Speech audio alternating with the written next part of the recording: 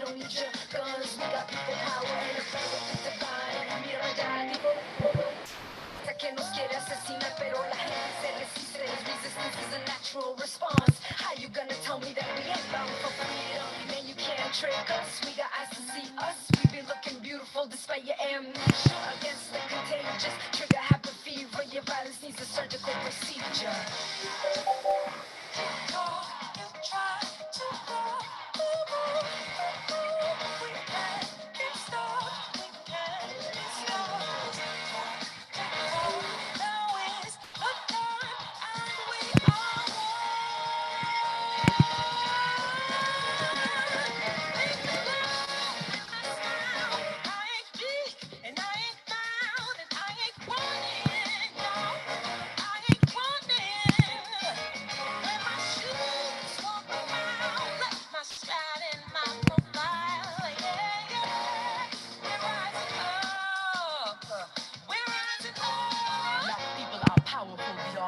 Beautiful beyond imagination, the children of cosmic dust wrapped in enigma made flesh. Black people are supernatural, drum magic and time travel. Black people are rising.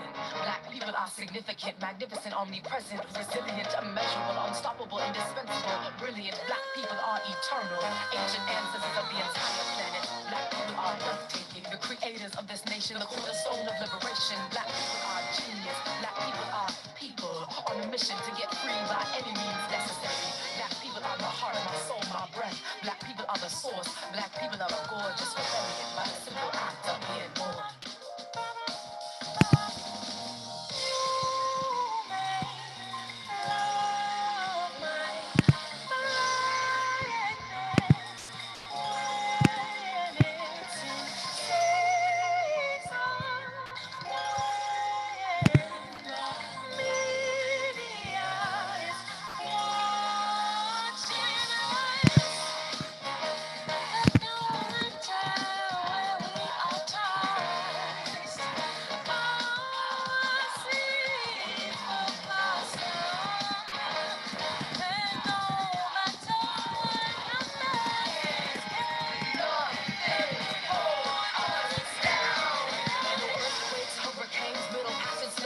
Plantation, KKK, no great migration, second rate, no fake food, prison schools, mind games, self-hate, overworked and underpaid, we survive it anyway. Como fue, como sea, como quiere que lo veas, vamos a ganar, en la tierra de los libres se liberan las ideas, todo mundo es posible cuando el rebelde lo imagina, y el sabio lo planea.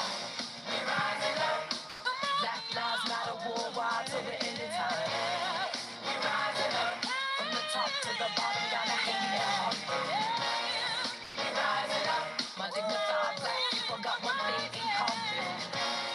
We're rising up, no matter what it costs, our seeds will blossom. We're rising up. Hello, hello, hello, everybody. Welcome. My name is Gabriela Rodriguez, and I am the Title V Grant Director for Proyecto Éxito, and it is our pleasure to be here at Oxnard College virtually, Ventura County, California, the world, bringing this amazing program and presentation.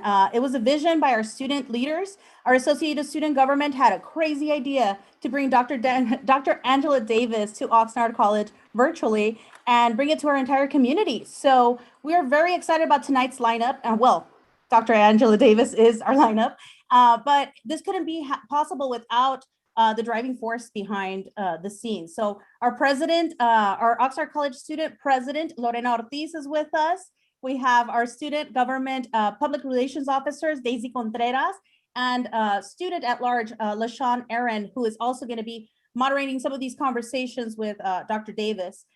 Before we continue, I also want to thank Professor Dolores Ortiz, who's been working hard with our students in sociology classes, putting questions together and trying to field our student leaders and helping them get to this point. So thank you. And we have Dylan Rodriguez from UC Riverside, who will be with us. But without further ado, we really want to kick off an amazing night with Dr. Angela Davis. And I'm going to hand the baton over to President of Oxnard College, Luis Sanchez, to start off the night. Thank you. Thank you, Gabi. And I'm going to be the most brief I've ever been in my life, because you didn't come to hear me speak. You came to hear a luminary speak. But it is my privilege to welcome all of you, and particularly those guests that don't have ordinarily have an opportunity to see Oxnard College and the transformational work that takes place on our campus every day. I'd like to thank all of the folks, including the associated students who helped to put this joyful and momentous occasion together for us. I'd like to welcome Dr. Davis in particular for taking time from her demanding schedule to join us and spend a little bit of time with us. And then I would not be president of the college if I didn't put in a little plug for Oxnard College itself. As you probably know, we're proud to have received the Bellwether Award this past year in the midst of the pandemic. As campuses across the nation were shutting down, 2 of our programs were recognized nationally. Our Fire Academy program, which took first prize in the Bellwether Award, competing against about 1,200 to 1,300 community colleges across the nation. And then our dental hygiene program also ranked in the finalists. And yet, as you know, our college was hit hardest by the pandemic, its devastating effects in terms of the health and well-being and in terms of the economy that our students and colleagues are faced with. And despite those challenges and many more that we saw in the past year, our students persisted. And I predict that this particular graduating class is going to make a lot of profound impact on America and the world because of their unique grit, which was evidenced and forged by this period of time. As our guests have an opportunity to hear from Dr. Davis on an occasion that you don't get every day, beating a lot of alternative programming you might be watching on television otherwise, or how you would otherwise spend your evening. If you're moved to help our students at all, if the occasion calls upon you to be a part of Oxnard College and helping us continue to transform lives, I would urge you to go to our website on our foundations page. There's a group on campus that's raising money to help our students weather these times.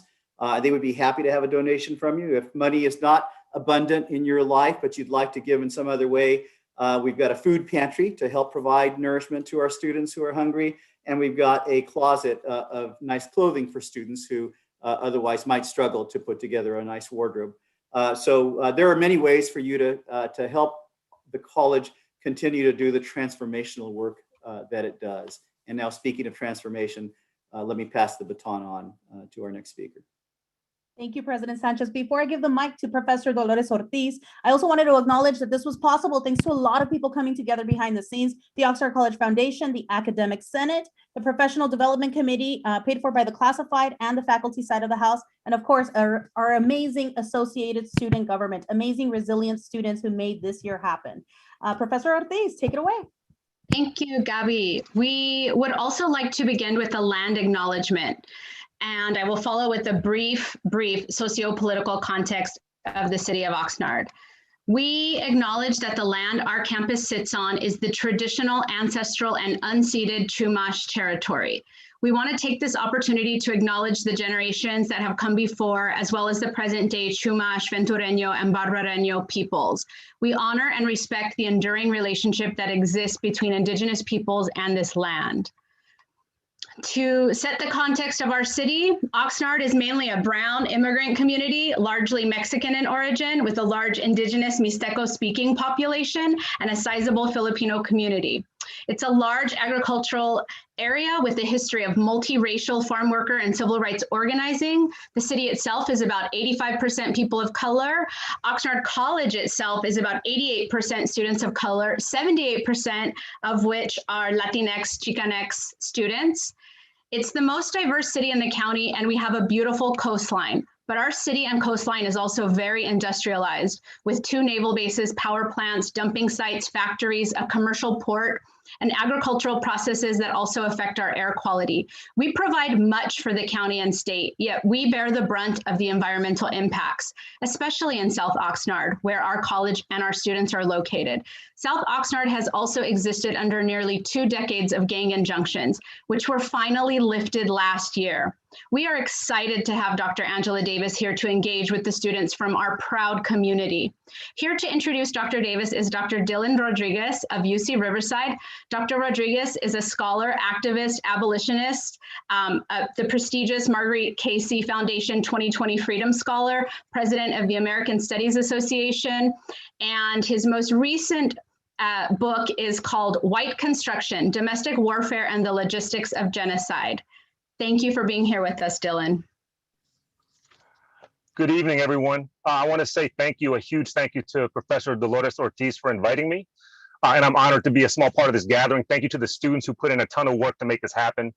And I especially want to express again my gratitude for the fact that y'all flexed on this and respected the May 3rd day of refusal in support of Abolition May and the national movement to abolish police presence and police terror at all of our campuses, from JCs to private universities and public flagship schools all over the place. So I want to just extend my appreciation to y'all for being part of that. I'm speaking to you from Kauai and Tongva land, and I'm proud to be part of the ongoing struggle to bring peace, honor, respect, and abolitionist justice to Taisha Miller and so many others who have had their lives stolen by police violence. Angela Davis is and will always be my teacher. I've had the privilege of being her student since 1997, and over the last almost quarter century, I've come to see all the ways that she's navigated her position as a historical figure, and in particular, as someone who's been the subject of an international movement to defend her life, in fact, to defend and advance Black freedom struggle against calculated and fatal state violence. It's long been a cliche to refer to Angela as a historical icon, so I would ask all of you to resist that tonight. I think in many ways, the Angela that I know, my teacher, has been weary of that status for many decades. This is why I choose to introduce her to you as a teacher, and if you'll indulge me again, as my teacher. I must say I've always experienced her this way. Over the years, I've come to believe that one of the most subtle and underappreciated aspects of her scholarship, pedagogy, and long history of activist interventions is her specific experience as a political prisoner. What I mean by this is that Angela has experienced the logical outcomes of the long, asymmetrical domestic war on which the United States is structured. This is what it means for then California Governor Ronald Reagan to have called for Angela's execution prior to the trial at which she was vindicated of the state's charges. To have existed as a political prisoner is to have been targeted by the institutions that continuously wage normalized domestic warfare, especially against people in communities who represent the imminent possibilities of a transformation, that is, an abolitionist transformation of the existing society. And I think this is exactly what the people at this event and at Oxnard College represent. We are certainly in another such moment now, although the contours and expressions of this moment are in some ways quite different. To echo the long, durable continuities of the profound critical dialogue Angela conducted with incarcerated revolutionary George Jackson 50 years ago, the danger of the current moment in 2021 is defined by the weaponization of reformism against Black and feminist, Black queer, Black trans radicalism, abolition, and decolonization. As abolitionists and proto-abolitionists, organizing, mobilization, and thought have catalyzed a global movement against gendered anti-Black police violence, there's a rather ominous rush to react to the revolutionary possibilities of this global movement with reformist grandstanding, platforms, policies, and rhetorics. Elected officials, university administrators, police chiefs, nonprofit organizations, philanthropic foundations, and think tanks across the political spectrum are converging to deflect and repress abolitionist approaches to ending police violence by way of reforming it, triaging it, and ultimately attempting to vindicate policing as a form of state power that is legitimate and worthy of public confidence, whatever public that might be. At times like this, it's necessary to return to the lessons that are created and often lived by our abolitionist teachers. This is why I emphasize the living archive of Angela's political and cultural work as someone who is at the center of latter 20th and early 21st century abolitionist praxis. I must say that it is Angela who has taught so many of us that it is neither possible nor feasible to engage with what Cedric Robinson names the Black radical tradition without a simultaneous centering of Black queer, Black trans, Black feminist organizing, pedagogy, and critical thought. It's also Angela who has emboldened me and many other of her students to approach whatever intellectual work and research we do, not as academics, but as scholarly activists. That is, as something much more than so-called community-engaged professional intellectuals, but rather as thinkers, teachers, and researchers directly involved with movements and communities in all of their forms. In this sense, Angela teaches us to embrace what Sylvia Wynter has called the practice of being human. I'm going to conclude my introduction with a story, and if you'll forgive me, it's a story that crystallizes what Filipinos call utang na loob. That is a deep sense of gratitude, even a form of indebtedness that at best, in its best iteration, reminds us that we have to pass it all on. I promise it's a short story because I know we're all waiting to take in what the students have to say in dialogue with Angela. In the summer of 1997, I came home to my one-bedroom apartment in Oakland, and the little red light on my answering machine was flashing. For all y'all youngsters, this was back in the day when we actually had physical answering machines with little micro cassettes inside them. It's not the way we do it anymore. I'm a little bit of a hoarder. I probably still have the machine stored in a box somewhere. Anyway, I hit play on the answering machine, and it was a message from none other than my teacher, Angela Davis. The best part is that she started the voicemail by telling me it was her, as if I could ever mistake her voice for someone else. It was a short message, and I could tell that Angela was smiling as she spoke it. Angela offered me a simple invitation. She said, I want to invite you to come over to my house next week for a meeting of some organizers and activists who want to organize a movement building conference to abolish the prison industrial complex. No shit, that was her message. I'll have no hesitation in telling you that Angela is one of a handful or so of people who can ask me to jump, and my response will be how high and nowadays through whom. Angela introduced me to the community of people that became the Critical Resistance Founding Collective, and a central dimension of my own life work was quickly established. I again want to express my appreciation to you all for allowing me the privilege of not only introducing Angela Davis, but to offer a very small testimonial as to what she means to many of her lifelong students. Please welcome her and embrace her presence along with me. Thank you, and I'm going to go off camera. Thank you, Dylan. Thank you for your words. Thank you so much for being here. And now we will transition to our student moderators, Lorena Ortiz, LaShawn Aaron, and Daisy Contreras, to lead our conversation with Dr. Davis. Thank you. Dr. Davis, as you know, many Black Lives Matter organizers have been tracked or personally attacked recently. What relationship or parallels, if any, do you see with the treatment of leaders of the Black Panther Party and COINTELPRO infiltration and surveillance? Well, first of all, good evening, everyone. I apologize. I'm still thinking about that period Dylan spoke about in his introduction, and about all of the amazing work that he has done since then. So thank you so much, Dylan. And also thank you for reminding us that there is a nationwide coalition called Cops Off Campus.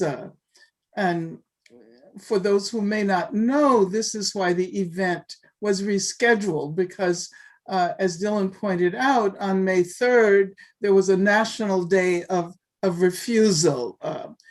And as a person who's never before crossed a picket line, I was not prepared to cross the virtual picket line. So thank you so much for rescheduling this conversation. Yeah, and you know, I have visited Oxnard College in the past. I don't have the exact date at the tip of at my fingertips, but I can tell you that I have actually been there in person. So this virtual visit is not my first visit to Oxnard College.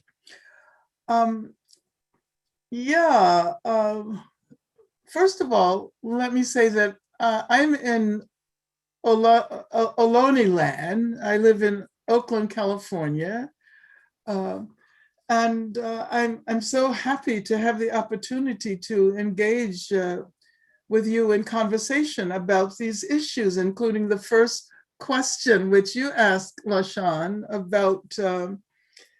about parallels between the treatment of Black Lives Matter organizers and other contemporary activists with the treatment of the Black Panther Party. And and other organizations at that time. Of course, there are obvious parallels, but I do want to say that in many ways, we're all being surveilled now in ways that would have been unimaginable then.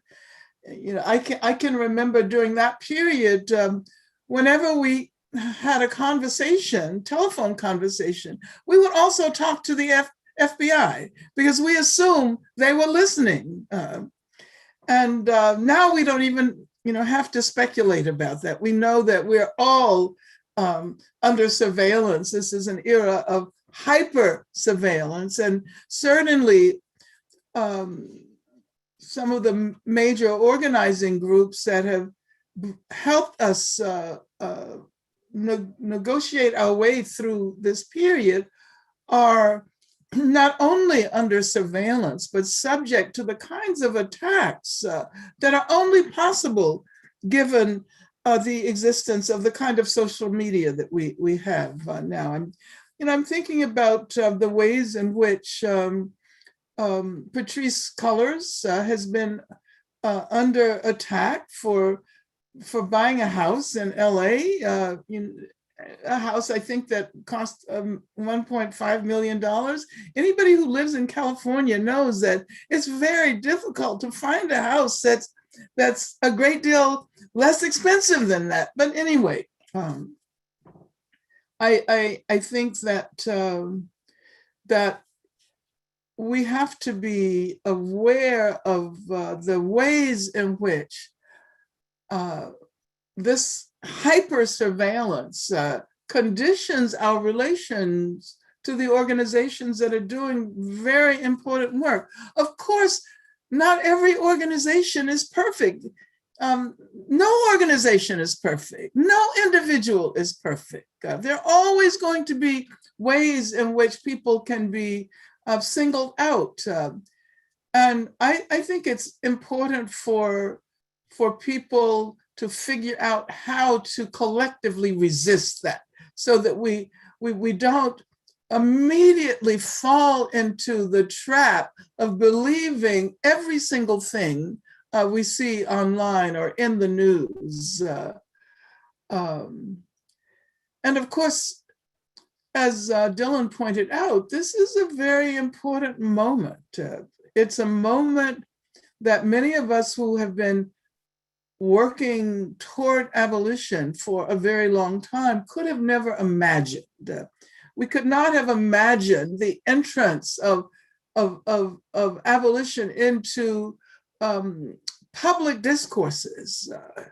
The fact that we're seriously talking about abolition of police, abolition of ICE, abolition of immigrant detention facilities. This is something that is so exciting, given that many of us assume that this moment would be far into the future and that many of us would no longer be alive. We would probably be spiritually present, but our bodies would no longer be a part of the human community on this earth. So it's really exciting to see this moment. It is a way of, it provides us with a way of recognizing how absolutely important it is to do the organizing work, even when we think that no one is listening, even when we think that we're not having the kind of impact that we want to have. Sometimes that impact takes shape decades later. We never know. But I do think that just as we developed ways of defending the Black Panther Party back in the late 1960s and the early 1970s, we should think about the importance of defending those who are in the forefront of struggle today. Yeah, I mean, I could say a great deal more. And you have the questions are very interesting. So if anyone wants to follow up, they're welcome to ask me follow-up questions. I just don't want to spend the entire time allotted as trying to address the first question. Thank you, Dr. Thank you. Powerful. That was a very powerful and insightful response. Thank you. Thank you, Dr. Davis. And we could sit here all day and just have you go ahead and go on and not ask the next question, right? So the next question is, there is a lot of mythology around the Black Panther Party. Can you describe your involvement and what are the most misunderstood aspects of the party and its platform? Well, yeah, I was a member of the Black Panther Party in 1968, I think it was. I don't want to go into too many details, but I was also a member of another organization called the Black Panther Political Party. And it may be important for people to know that the development of what we know as the Black Panther Party, which in the beginning was called the Black Panther Party for Self-Defense, that organization emerged as a result of the work that was being done in the South around voter registration. There was in Lowndes County, Alabama, and a political formation called the Lowndes County Freedom Organization, Lowndes County Freedom Democratic Party. And their logo was the Black Panther. And as we know, there's the donkey and there's the elephant, right? So they chose the Black Panther. And as a result, many organizations outside of the South then developed this relationship to the Black Panther. And there were a number of Black Panther organizations. There was a Black Panther organization in Northern California. I joined an organization called the Black Panther Political Party in Los Angeles early on. And then there was the Black Panther Party for Self-Defense that was founded by Huey Newton and Bobby Seale, which is the Black Panther Party we know today. I should say that Huey Newton and Bobby Seale were really brilliant in their insight regarding what was needed at that moment, because the movement that we know as the civil rights movement was unfolding. People were having conversations about the viability of nonviolence as a philosophy. There were those who recognized that nonviolent activism was really important because that is the only way in which you can involve masses of people in actions. But at the same time, there were those who argued, including people like Ella Baker, who was one of the major figures of that era, that we should assert the right to defend ourselves. And so therefore, the Black Panther Party that was created by Bobby and Huey, as a result of witnessing the, what we call the police occupation of the Black community. That organization was based on the fact that we had the right to defend ourselves. And if one looks today at the 10-point program, one sees that it resonates in the 21st century. It was written in 1966 when the organization was founded, but it continues to resonate in 2021 because we have not achieved any of those goals. Whether we're talking about capitalists in our community, whether we're talking about people in prison, whether we're talking about the police occupation of Black communities, those issues are still very much at the forefront of our struggles. What are the most misunderstood aspects of the party? what I would suggest is that few people are aware of the fact that the majority of the members of the Black Panther Party were women. And I see some faces that indicate that this is a surprise. Why is it a surprise? Because of course, almost all of the leadership, the figures in leadership, Huey Newton, Bobby Seale, David Hilliard, so forth and so on, Eldridge Cleaver, were men. Of course, there was Kathleen Cleaver, whose name is known, and Elaine Brown, of course. But the majority of the people who were members of the Black Panther Party were women. And not only the Black Panther Party, if one looks at all of the amazing organizing that was being done in the South at that time under the auspices of groups like the Student Nonviolent Coordinating Committee, women were the ones doing that work. And I make that point because when we look today at Stacey Abrams, we look at Latasha Brown, and we look at the women in Congress, the Black, the Latina, the Muslim women in Congress, then we get a sense of the fact that this is a part of a tradition. I get very, worked up when I talk about that. So maybe I should stop now, and there'll be some questions later about gender and the struggles, the revolutionary struggles. Thank you, Dr. Davis. I get worked up too, because we have been there from day one, and we're the backbone. We're the backbone. So I'm going to pass it over to Daisy now. Most definitely. Thank you for pointing that out, Dr. Davis. That actually leads me to my next question. In Are Prisons Obsolete? You ask us, why do we take prisons for granted? And challenge us to explore why it is so difficult to imagine a society without incarceration. What is prison abolition as a process, project, and goal? And how does abolition and decarceration impact communities of color and poor communities as well?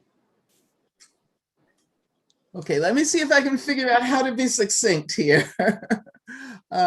Because this is a question I could spend the rest of the time for the program responding to.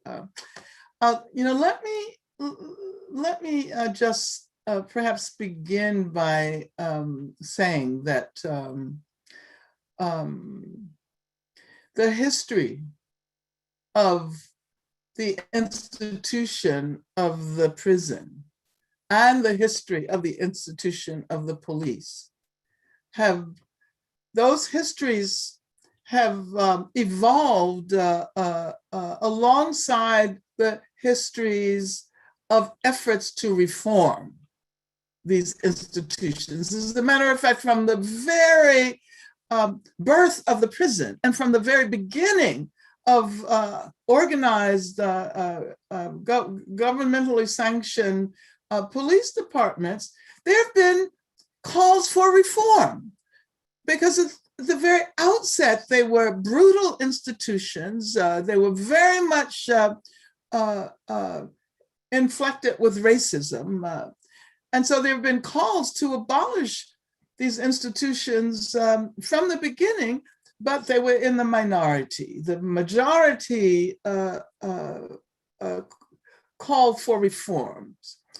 And so throughout the history of the prison, there have been efforts to make it a better, to make prisons better prisons or whatever. And I should say parenthetically, we can't forget that there were reform efforts during slavery. There were those who argued that slavery can be transformed into a much better institution than it was. So there were those who were calling for ways to make slave masters more humane, less brutal, and so forth. And today, of course, our response is, well, that makes no sense at all, trying to make slavery a better institution. And I want you to try to transfer that response to the prison and the police. The fact that there have been so many calls for reform should indicate to us that the institution is not reformable, or that the reforms that are possible will end up making the institution more repressive, more brutal, which is what the history of the institutions have indicated. So, but at the same time, they've been around since the prison since the origin of this country. It was initiated around the time of, shortly after the American Revolution. The police, as we know them today, have roots in slavery. And in the immediate aftermath of slavery, in order to surveil Black people who had just recently won their freedom. And so this racism, this institutional, this systemic racism is embedded in the structures of these institutions. But ideologically, of course, we've been led to believe that we can't exist as a human society without having to subject ourselves to the surveillance of the police. We've been persuaded somehow that the police make us safer and that they serve us. And what is the other thing they do? They protect us, right? And, you know, of course, the ideology does not even begin to capture the real purpose of these institutions and their regimes, and the extent to which they are both forms of repression that incorporate racism and therefore directed against Black communities, against Latinx communities, against indigenous communities. So if we can't reform them, shouldn't we look for something else? I mean, the failure of reform should persuade us that we need to imagine new ways of being safe in the world, safe in our communities, secure in our homes or in our streets. And the police, particularly when it comes to people of color, do not help us to achieve that. So abolition calls upon us to think really expansively. I mean, the problem historically has been that the focus has only been on that single institution, the single institution of the prison, the single institution of the police. And what we're suggesting is that we have to ask questions about the larger society. What kind of society needs to rely on these institutions that only reproduce violence under the guise of combating violence? So we have to think about reorganizing our society, revolutionizing the institutions in our society so that we no longer have to rely on violence. Violence never leads to the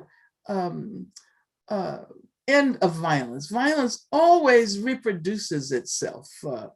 And so what we're saying is that we can figure out other ways to be safe in our communities. We don't need people with guns for every single thing, every single problem. Someone has a mental health crisis, and then they call the police, and the police end up killing a person who's in pain.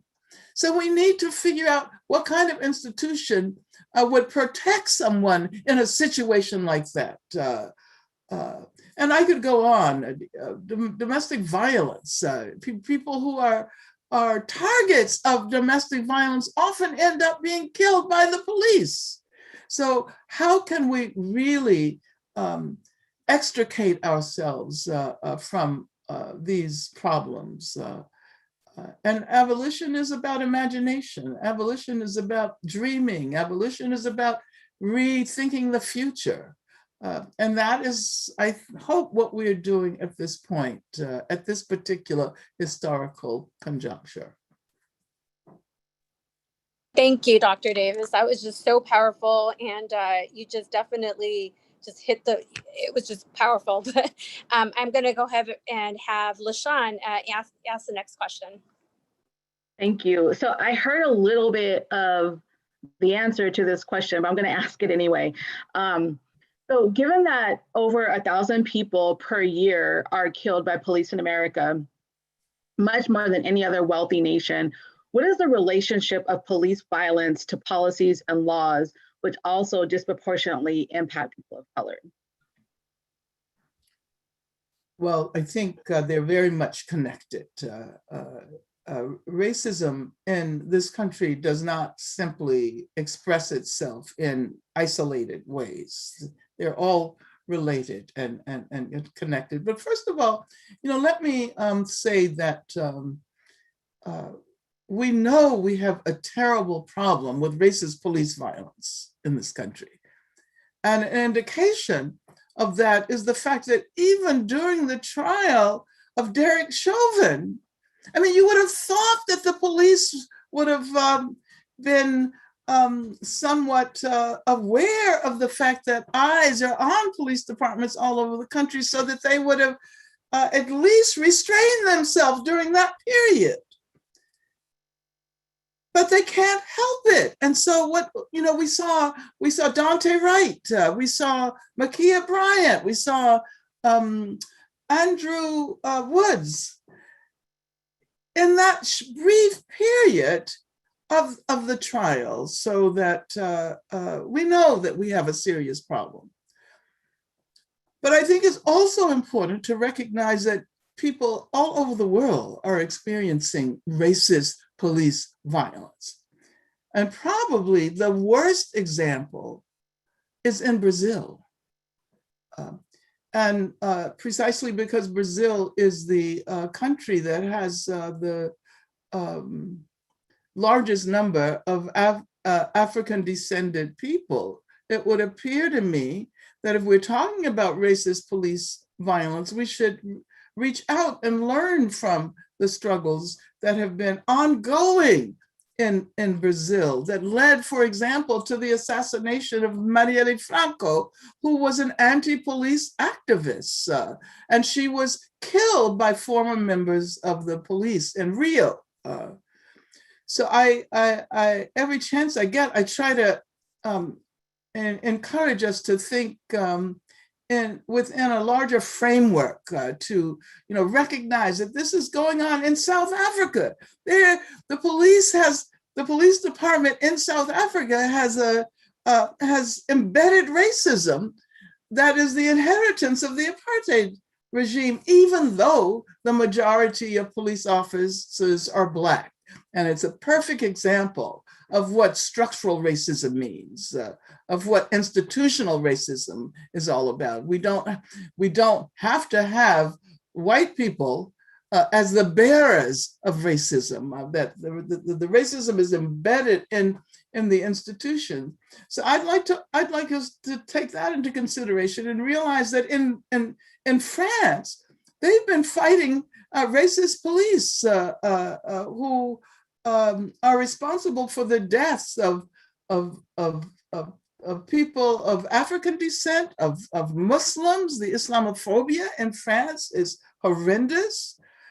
So let's try to think about what's happening in other parts of the world, and especially right now in Palestine.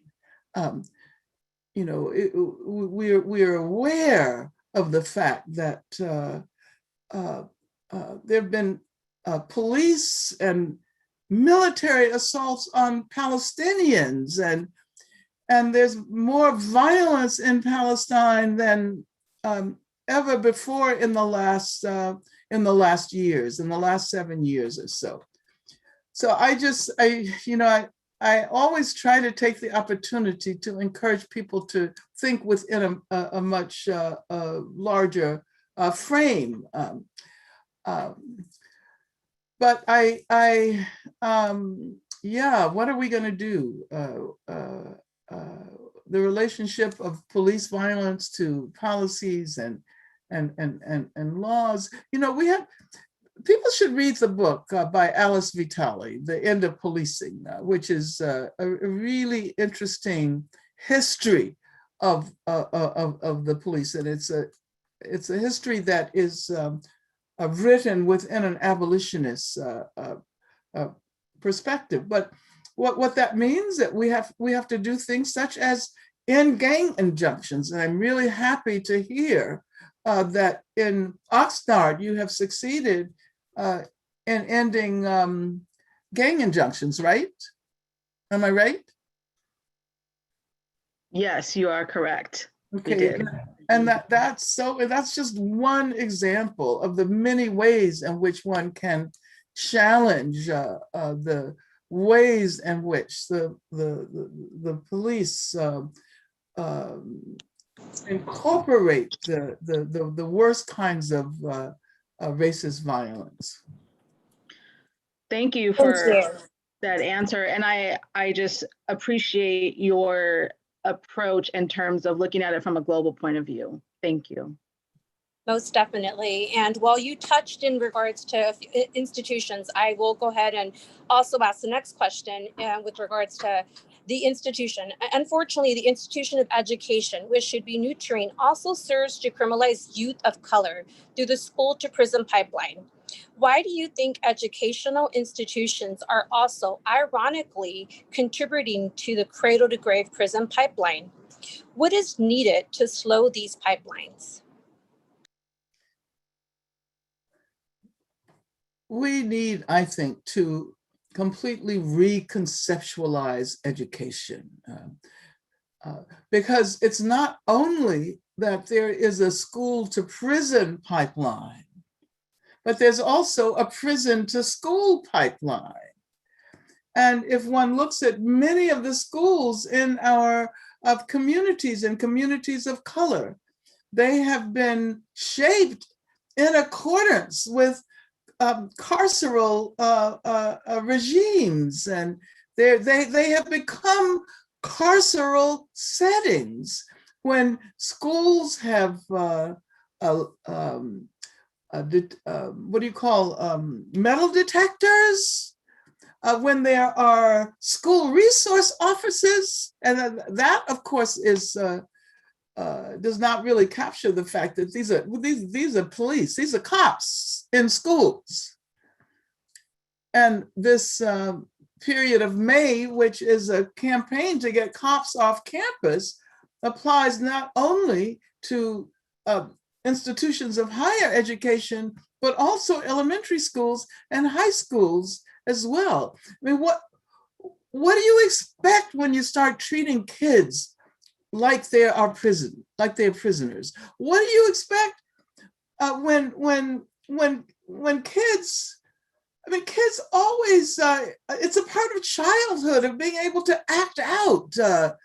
I mean, I can remember when I was in elementary school, there were always the kids who, acted out in class and got into fights with each other.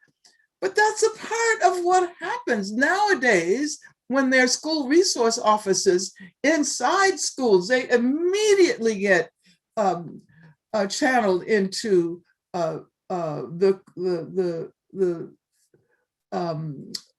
juvenile detention, which is eventually going to lead them in the direction of prisons. So we need to reconceptualize education. Education should be a joy. Education should help kids learn how to value knowledge, and knowledge production should be fun. I'm just thinking about my mother, who was an elementary school teacher, and way back in the day, and she was known at her school as the teacher who could teach anybody how to read and write. And she did it by making it fun. And I just don't understand why everything is focused on creating spaces of discipline, rather than spaces that will make people feel happy and joyful about the prospects of learning. Absolutely. And, following up with that, very closely related. So in these conversations, we often talk about young men of color. However, we know the adultification of Black girls in schools contributes to them being 6 times more likely to be suspended and 4 times more likely to be arrested compared to their white female peers. Black girls' adultification also leaves them vulnerable to disproportionate victimization in the community. As a radical feminist, can you speak to the intersecting structures that criminalize Black girls in public and private spaces? Yeah, that's a huge question and a very, very important question. I'm thinking about a book that was written some years ago by Monique Morris, and it's called Push Out. So for people who are really interested in that topic, they should read her book. And she refers to a young girl in 1955 in Montgomery, Alabama, whose name was Claudette Colvin. Many people think that Rosa Parks was the first one to refuse to get up when she was asked to move to the back of the bus. No, that's not true. It happened on a regular basis.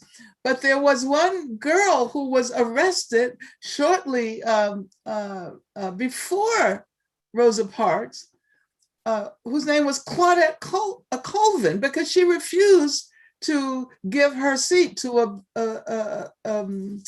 a white passenger. And the reason why people did not mobilize around that case was because she was, first of all, she was poor. She was working class. She was pregnant and was not assumed to be the kind of model that the Black bourgeoisie wanted to present to the world. So, we all now talk about the politics of respectability. And of course, Black girls have suffered oftentimes in violent ways from the assumptions that are inherent in that ideology.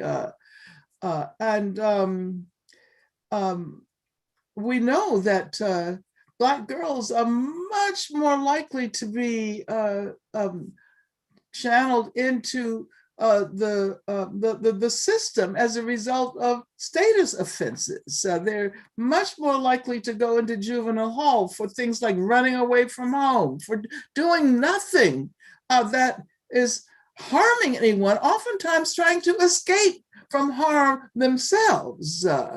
So I think that this is, such an important issue, especially considering the way in which Ma'Khia Bryant was killed by the cops. One sees the impact of the connection between the foster care system, the police, the prisons. Read Dorothy Roberts, who has an amazing analysis of the degree to which that system is a system of policing. And that system focuses a great deal on Black girls. And this whole process of adultification that you talk about is key there. Thank you. Thank you for touching on the classism and respectability politics of it all. Thank you. Dr. Davis, it's amazing how you just go ahead and start talking about not just the stuff that's going on here in the United States, but around the world. And we need to teach that to our youth. We need to teach that to everyone, that it's not just here. It's everywhere. This has been the year of the worldwide social justice movement, one of the biggest ones, right? And it's important to know other cultures as well. And that goes to my next question is, we know you have also taught ethnic studies. What role do you see ethnic studies play in the liberation and decolonization of the United States?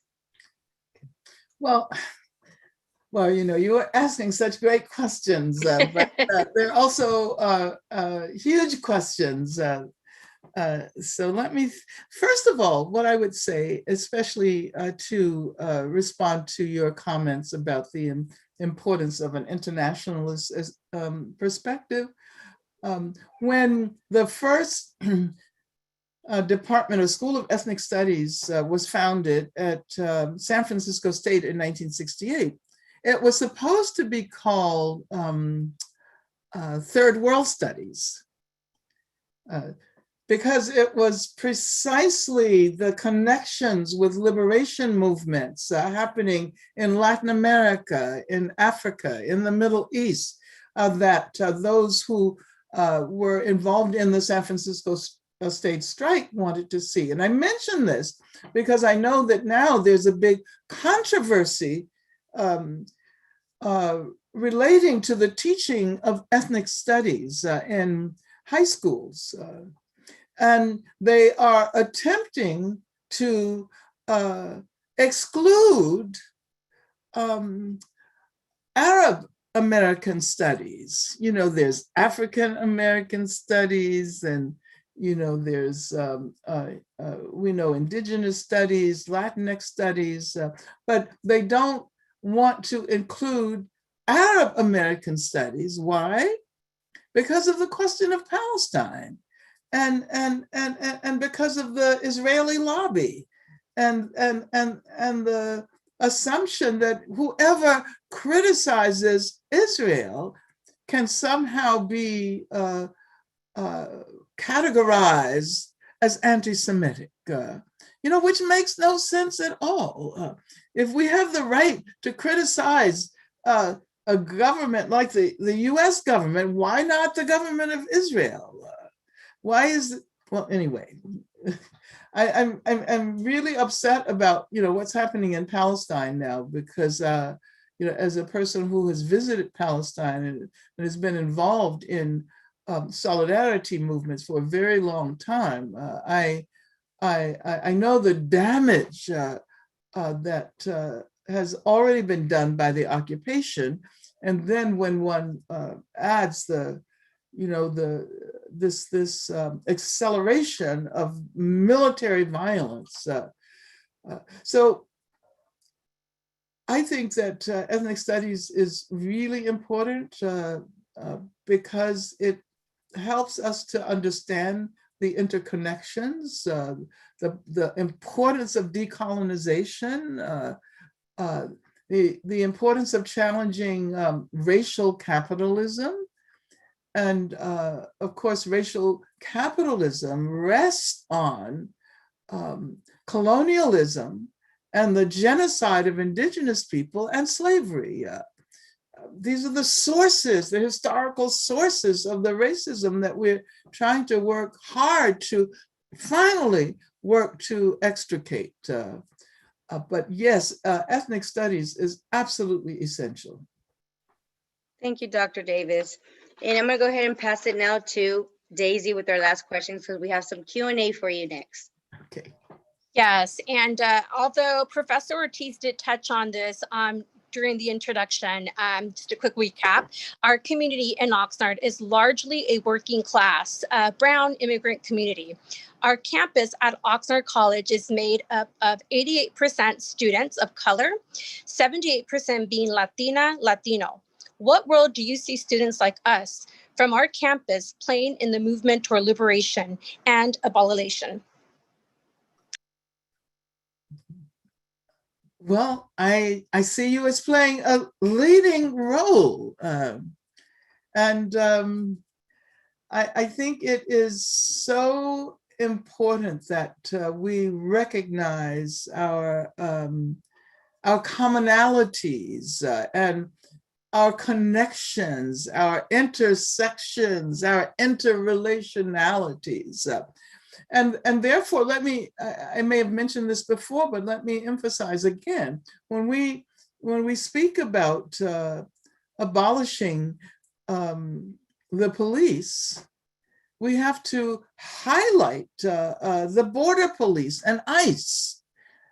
That has to be in the forefront of our efforts to move toward a safer way of guaranteeing security in our communities.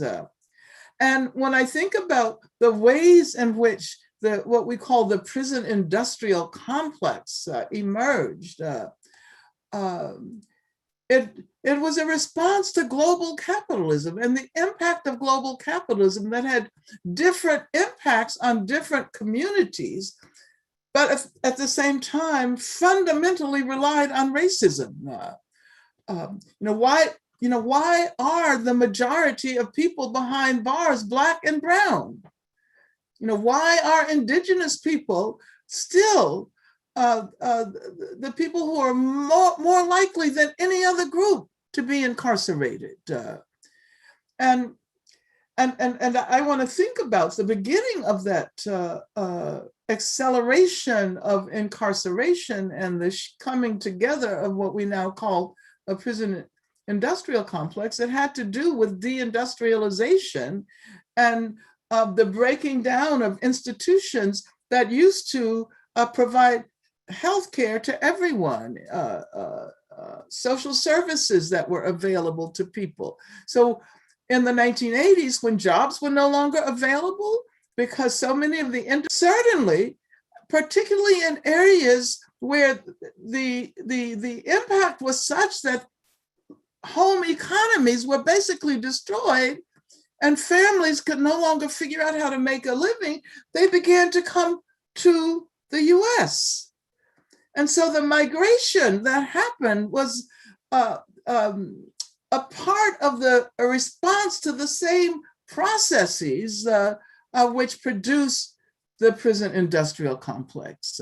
So people from Central America who began to move toward the US and found themselves subject to severe repression as a result of the way the so-called border is managed, had a great deal in common with people who were being picked up and thrown in prison because they had no home, because they had no job, because their means of sustenance, their livelihoods had been messed with by global capitalism.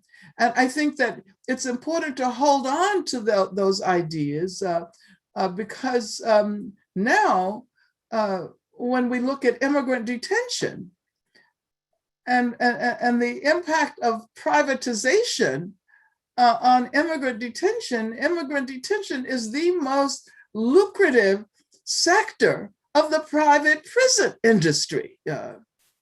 So, this is just the beginning of a conversation that would encourage us to glean out all of the many connections and interrelationalities that help us to recognize that we're actually involved in a struggle against racial capitalism. And I'll end there. Thank you so much for all of your wisdom and these brilliant responses. We have received so many numerous audience questions, and so I will share a few. I don't know if you want to have any additional thoughts to your previous questions or responses, or should we just go ahead and move forward? All right, so, and I apologize to the audience, we can't choose every single question. I believe you've touched on this, but if you wanted to expand on it more, and if you feel that you fully responded, we can move to the next question. Dr. Davis, in your view, do you think in order to challenge racism, we have to confront capitalism? And I mean, you were just speaking on that, but if you would like to add anything. Well, I mean, I do think that we have to figure out how to challenge capitalism.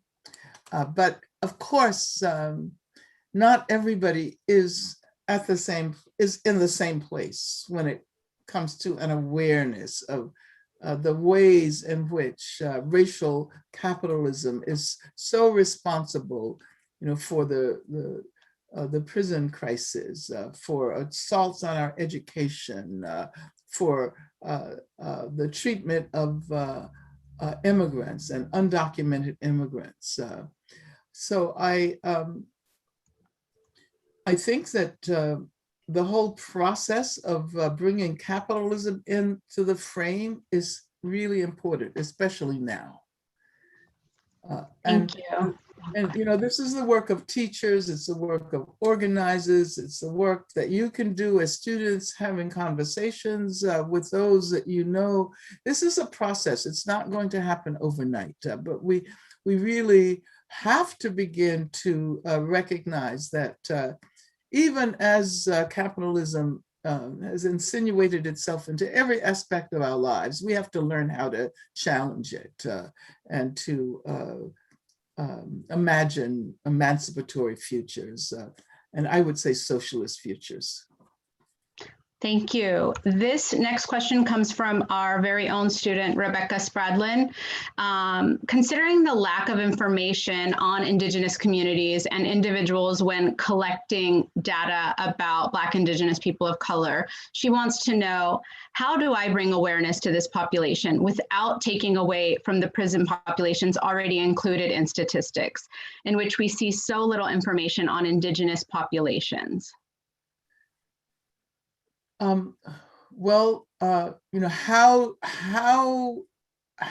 do we guarantee that Indigenous people are not relegated to a status of invisibility, which is the work that colonization did, which is the work that was done, which was the work of genocide. And, I don't think that there's one formula, but we have to recognize the responsibility of everyone who considers herself or himself or theirselves a proponent of democracy. Whether democracy of the socialist kind or not, but we have to say no to this relegation of to the status of invisibility of Indigenous people. I think that it's important that during this COVID-19 pandemic, some attention, particularly given the extent to which people on reservations and Indigenous people in urban environments have been so severely affected by the pandemic. And I think it was that insight that began to help us recognize the structural character of racism. And when I say we, I'm talking about collectively, our communities. And also, I was happy that finally, the Washington football team changed its name. I mean, that should have been done decades ago. And there's still sports teams that have derogatory names that are derived from anti-Indigenous racism. So I guess I would answer your question by saying that everyone who's involved in any kind of struggle for social justice has to ask themselves how they are going to further this process of addressing the damage that has been done to Indigenous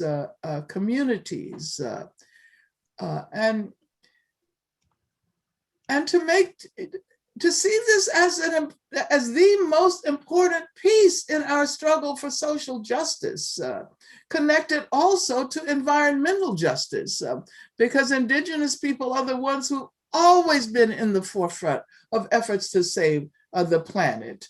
And we know that if we don't save the earth, if we don't save the oceans, if we don't save the climate, then it will make no sense at all to have won victories in the struggle against racism or heteropatriarchy or class struggles more broadly. This is absolutely essential.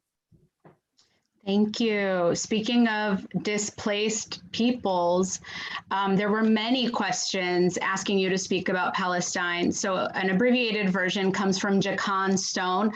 Given the current situation in Gaza, can you speak on the Black Panthers and their role as an international movement reaching out to other oppressed peoples such as the Palestinians? Their role, the Black Panthers' role in ending of the South African apartheid and other worldwide freedom movements? Well, I would say that, during the period of the late 60s and the 70s, there was a kind of internationalism that influenced many organizations, including and especially the Black Panther Party. We know that when the Black Panther Party was created, the founders, Huey and Bobby, touched a chord, not only nationally, but internationally. It was as if, this is why I think they were so brilliant, because they were able to develop an idea about the way organizing should unfold that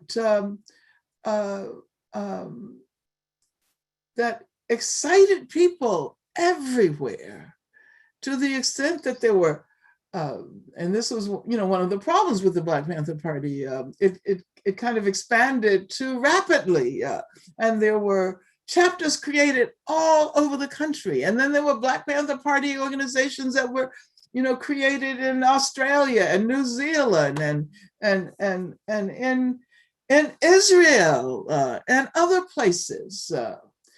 And also organizations such as the Black Panther Party urged international solidarity with those who were struggling against apartheid in South Africa, as the person who asked the question acknowledges, but also international solidarity with Palestinians who were saying no to the Israeli occupation of their land at that time. And I think that we need to reconnect with that moment. It was a historical moment of promise. That promise was not fulfilled. But I always say that the unfulfilled promises of the past have to become a part of agendas for the present and for the future. And certainly now with the violent assaults on Palestinians, we should stand up and express our solidarity. Let's not forget that it was because of Palestinian activists on the ground in Palestine that a global movement developed in support of Ferguson. I should say Palestinians were the very first to express solidarity with the Ferguson protesters in 2014 in the aftermath of the police killing of Mike Brown. And because they recognized the tear gas canisters that were on the ground in Ferguson as made by the same company as the tear gas which the Israeli police were using against them in Palestine. They used that as a way to not only express solidarity, but to offer actual material assistance to protesters in Palestine. So in many ways, we have a very deep responsibility and a debt to our comrades in Palestine. Thank you so much. Speaking of allies and accomplices and solidarity, we got several questions on the role of white allies in the movement. So from Miss Kelly Jackson, she says, thank you, Dr. Davis. I run a nonprofit created as a Black-led community, created to provide a safe space for aspiring non-people of color allies to build deeper connections with Black, Indigenous people of color by way of resources, anti-racism education, and trauma-informed care during the decolonization journey to eradicating systemic racism. Do you believe allies can be mobilized if educated effectively? Oh, absolutely, absolutely. And, let's not forget that this is not the first time white people have been called upon to do something against racism in this country. That there's a long history of white people being involved. John Brown was hanged because his passion was abolishing slavery. And, I can name so many people.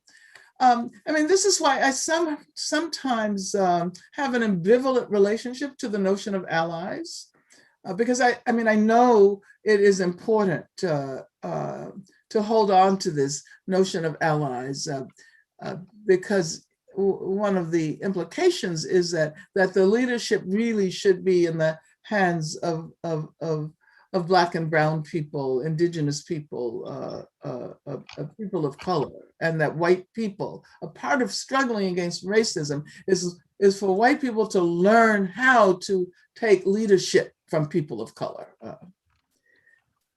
So that's one argument.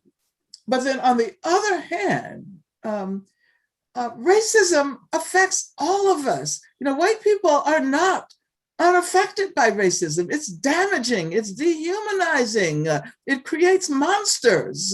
If one, looks at what white supremacy does to people. So that I don't think it's effective to kind of assume that white people can play only a marginal role, because they have stakes in ending racism. Not only for people of color, but for themselves. And as I said before, there's such amazing examples of white people who've come together. The women in 1933, Jesse Ames and the white women who stood up against lynching by saying that these people who are lynching Black people, Black men, and of course Black women as well, are not doing it on our behalf as white women, because the argument was that lynching was necessary in order to prevent Black men from raping white women. And so, that's like 1933. Anne Braden, for example, is someone who has had a long history of anti-racist activism. So I think white people need to learn that history and recognize that it is in their interests as well. Of course, people of color are the ones who are the recipients of the most brutal forms of racism, but racism hurts and damages white people as well. Right. And so the next question comes to us from Gerardo Santos, and he is asking about advice for leaders of color. So he says, what differences in leadership and organizing have you noticed between the movements in the 1960s and 70s with those that are currently happening now? And then, what recommendations or advice do you have for us as people of color leading our communities? Well, I guess I would say that what we often now call, feminist paradigms of leadership that are more collective are being embraced during this period. I'm I was just reading again for my class this wonderful biography of Ella Baker called well, you can't see it because it's Ella Baker and the Black Freedom Movement. And one of the things Ella Baker did was to argue against Martin Luther King. I mean, when now we see him as this untouchable figure, right? But at the time when he began to emerge as the spokesperson for Black communities, she argued against that. She said, we do not need these charismatic, individualistic figures. We need to encourage grassroots leadership. We need to encourage collective leadership. We need to encourage women's leadership.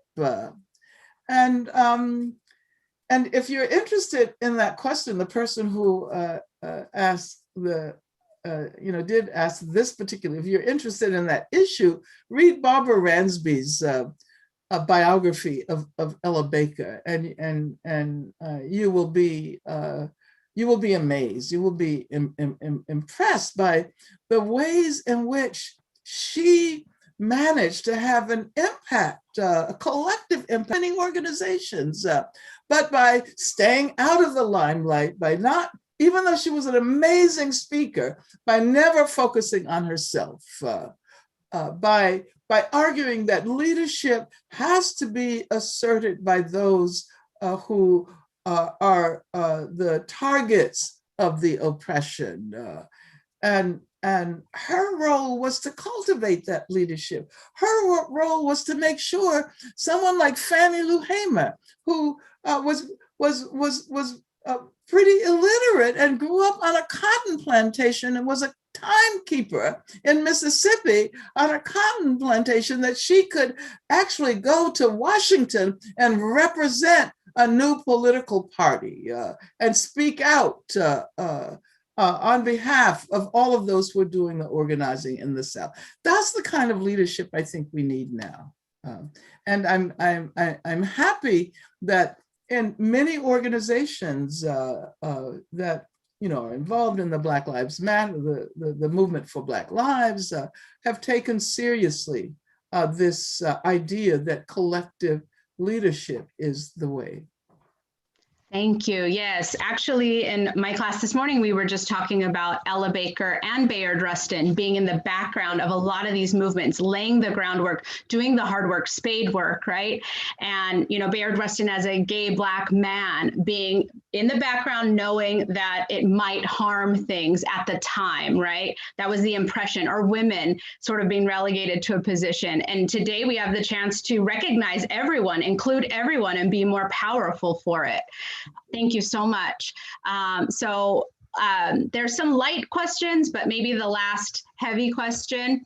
Can you speak to the importance of solidarity between those working to abolish immigrant detention centers and those working to abolish the prison industrial complex as a whole? Well, I don't think that we can abolish the prison industrial complex without abolishing immigrant detention. And this is an issue that is so crucial at this moment when we consider the ways in which families are being separated and children are being brutalized. Of course, I want to abolish all prisons and all jails, but at the same time, I say that there's a special kind of urgency right now, calling for the end of the repressive modes of immigrant detention, and particularly given, as I said before, the fact that these are privatized. Most of these are privatized institutions, and they're reaping profit for private prison companies. And we can see the part that capitalism plays. And of course, even in public prisons, there is an impact of capital. Excuse me, I have allergies. But I do think that this should be prioritized. I mean, not only should it be included in the struggle against the prison industrial complex and abolitionist movements, it should be prioritized right now. Thank you so much. Yes, this is an issue that impacts our community specifically here in Oxnard. And yeah, they're deeply interrelated, multi-billion-dollar industries. And so the very last question, and someone just commented that their children are listening, and we're so happy to know we're reaching across the generations. Our student, Gerald Richardson III, asks the legendary Dr. Angela Davis, could you, and I know Dylan asked us not to use that term, could you extemporaneously give us some of your favorite readings and or books? Oh, wow. Oh, that would take a very long time. Because, oftentimes my favorite book is the book I happen to be reading at the moment. And as I said before, I just taught the Barbara Ransby's biography of Ella Baker. And if anyone is interested in organizing, please read that. A classical text that I always recommend to people is Black Reconstruction by W.E.B. Du Bois. Because it helps us to recognize that we did not have to take this path. That as a matter of fact, in the aftermath of the abolition of slavery, the period of radical Reconstruction, that was the most progressive, most radical moment in the history of this country. And we could have moved in a completely different direction if radical Reconstruction had not been overturned as it was. And we witnessed the rise of the Ku Klux Klan. Many people assume that the racism that we're challenging right now is a kind of a consequence of the ways in which the former slaveholders retained power. But what they're not necessarily aware of is the fact that the industrial capitalist corporations, the mining industry, the railroad industry, the steel industry took advantage of the fact that Black people had just been released from slavery and helped to develop a system, the convict lease system, that would provide the labor that they needed to industrialize the South. And the rise of white supremacist organizations like the Ku Klux Klan were a part of that. But anyway, yeah, read that book. That is so important. Now I'm thinking about the period of the 40s and 50s, the McCarthy era, the Cold War, where so many brilliant, creative people who were somehow associated with communists or organizations that communists were a part of, they have been kind of eradicated from our history. So I would suggest that people read about Claudia Jones and Lorraine Hansberry and Shirley Graham Du Bois and all of these figures who have been marginalized, Alice Childress, because of the fact that they were attempting to identify with revolutionary movements. Dr. Davis, we definitely gonna be, we wrote those names down so we could go ahead and get those books to read. Again, I just want to thank you for coming and speaking wisdom, true wisdom, to us, to our youth. I bring my children, I have 6 kids, and I bring my children because, my mom did say, Your real history is going to be taught at home, because at school you're not going to be taught what you really need to know, right? And you do that so well, and I thank you again so much. I know this is not going to be the last time you come to Oxnard College. You know, open arms here with you. You are involved with so many organizations, right? And we have a lot of students here at Oxnard College who are also involved in grassroots nonprofits. So I'm going to name some and thank you all. Even Danny, thank you so much for coming and introducing our teacher, our mentor, Miss Dr. Angela Davis. Shout out to Freedom for Youth, Vision of Hope, Diversity Collective Ventura, Healing Justice Santa Barbara, 805 Resistance, Black Lives Matter Ventura County, Ventura County Coalition for Student Success, Feeding the Front Lines, United Corazon, El Centro, Ella Baker, Brilliant Minds Youthful Foundation, Youthfully Involved Society Outsiders, and Outliners Mobile Barbers. Our students are involved heavily in the movement, and like you said in your when you were talking earlier, you're going to start it, but it takes a while. It takes years. You know, our ancestors fought for us to be in the same room together and being able to talk with brown, dark, light skin. We're here together. We have kids who are biracial. They did that, but they're not living here today, right? So we do the work now for the future of the next generation. Thank you.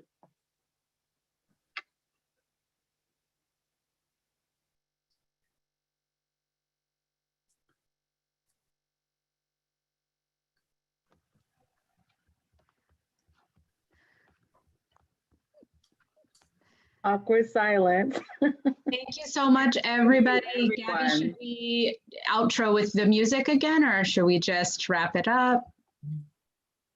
Thank you. I want to thank the audience. I put it in the chat, but thank you for all of your great questions. I couldn't read them all. I tried to just pick the themes that were present many times, but all of the folks sharing books, answering questions in the chat has been on fire. So thank you for engaging.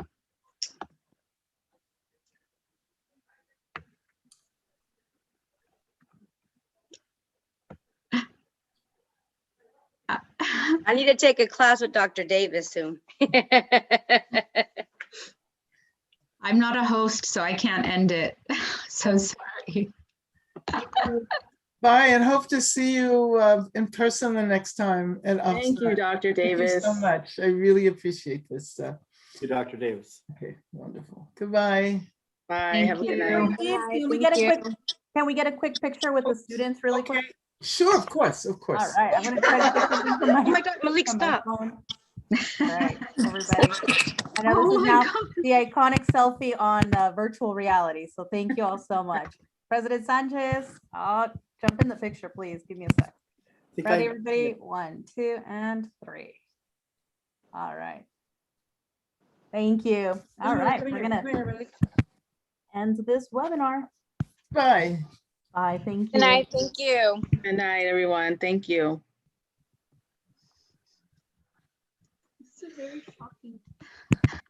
James? James, can you help us end it?